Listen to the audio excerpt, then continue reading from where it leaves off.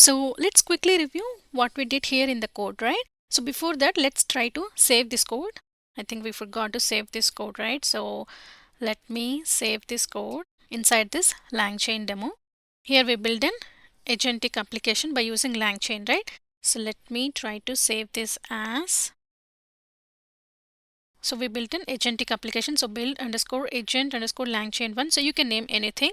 So we will build another agentic application using LangChain.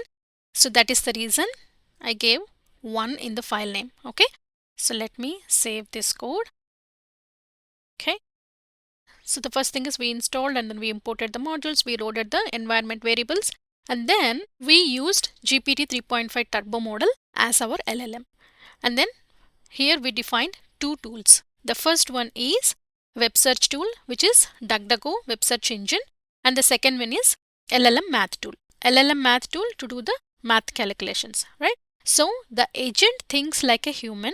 The agent formulates the thoughts and provides the answers like how we do as a human, right? So if we go back to what we learned about an agent in the previous lecture, so let me quickly recap. Agent should be able to take us from one place or point to another and the value that the agent is adding, right? Agent is capable of accessing the external tools and be able to make the decisions and come up with a plan. And also agent should have memory and an agent be able to listen to the human feedback and rectify any mistakes, right? So here let's cover two important points.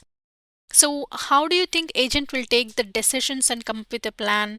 The first one is with the tools. So tools will convert an LLM into an agent. So tools will help the agents to interact with the external world. For example, in our code, we have used DuckDuckGo and also LLM math tool, right? So these two tools help the agent to interact with the external world. And the next one is React framework. The underlying framework that helps agents to plan and make decisions is called React framework. Okay, so we will deep dive into tools and React framework. So first thing is, let's try to understand what a tool is and how can we provide tool access to an LLM so that the LLM becomes an agent, right? So tools are essentially the weapons which an LLM uses to interact with the outside world. So we can have multiple tools like web search tool or image generation tool or code generation tool or tool to evaluate the code or tool that can retrieve the document or tool that can interact with an external API such as GitHub or Spotify or YouTube or any other data source, right? So the tool basically allows an LLM to interact with the outside or external world. So far we have seen DuckDuckGo web search tool and also LLM math tool, and we will cover remaining tools as well in the coming lectures. But let me ask an important question here. How does the LLM know that it needs to use these tools, right? So for example, we have used web search tool, that is DuckDuckGo or LLM math tool, right? So you can pause the video here and think about it. How does the LLM know that it needs to use these two tools? Okay, so let's go back to the code.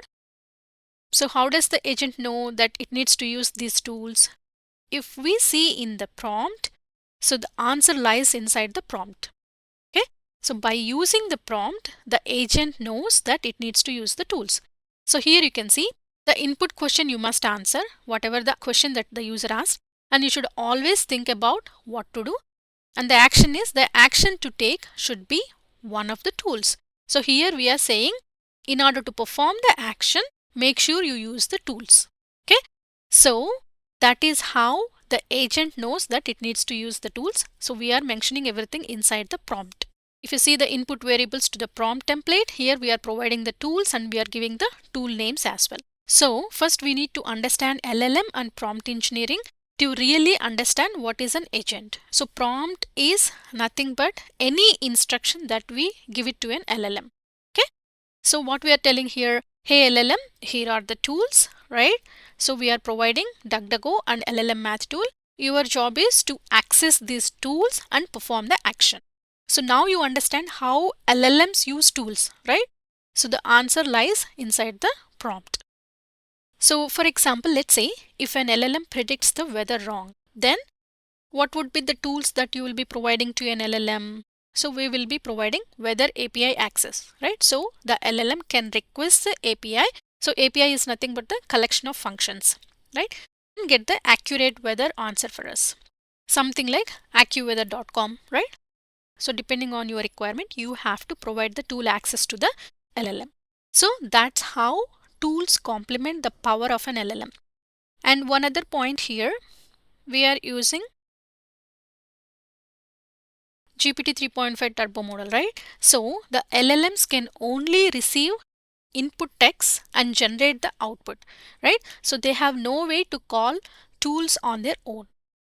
Okay, so here the input text meaning the prompt, right? So we need to explicitly specify in the prompt to use the tools so that an LLM can make use of the tools and give us the accurate results.